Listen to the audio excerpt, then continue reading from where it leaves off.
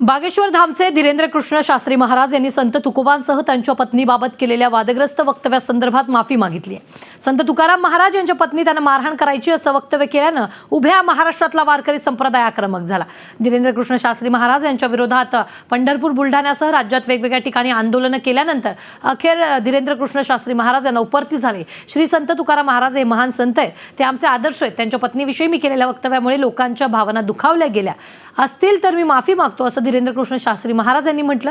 आपण पाहूयात आधी त्यांचं वादग्रस्त वक्तव्य काय होतं आणि त्यानंतर त्यांनी वक्तव्य कसं मागे घेतलं. संत तुकाराम महाराष्ट्र के एक ऐसे महात्मा जिनकी लुगाई रोज मारती थी, उन्हें रोज पीटती थी डंडे से. तो किसी ने उनको पूछा, तुम लुगाई से पिटते हो, बीवी से पिटते हो, शर्म नहीं आती? संत तुकाराम बोले, ईश्वर की कृपा है कि मुझे पीटने वाली लुगाई मिली. बोले, इसमें कृपा कौन सी हुई ईश्वर की? बोले, वाह, अगर प्रेम करने वाली लुगाई मिलती तो हम भगवान से प्रेम नहीं करते, लुगाई के ही चक्कर में पड़े रहते. पीटने वाली मिली तो वो मौका तो दे रही कि तुम मेरे चक्कर में कहां पड़ा, चल राम जी के चरणों में. श्री सीताराम भगवान की जय, बागेश्वर धाम की जय, संत भगवान की जय.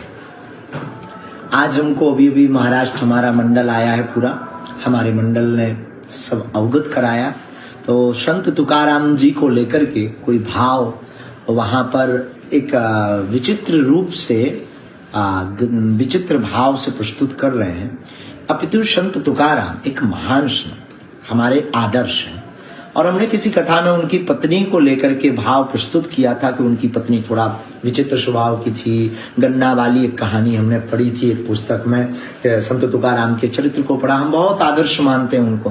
तो उसमें पढ़ा था कि गन्ना से उनकी पत्नी गन्ना लेने भेजती, फिर वो एक गन्ने के 2 टुकड़े हो जाते पिटाई के कारण. तो हमने अपने भाव में उसको समझाया. उसको कई लोगों की भावनाओं को जो वार करे समाज है, पंथ है, उस पंथ के अनुयायियों को क्षोभ पहुंचा. उसके लिए हम साधु भाव में यही कहेंगे कि आप अपने मन में क्षोभ ना लें.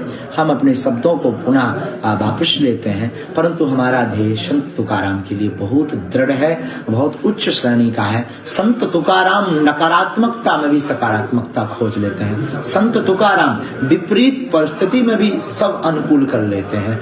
संत तुकाराम सब कुछ विपक्ष में भी अपने पक्ष मानते हैं.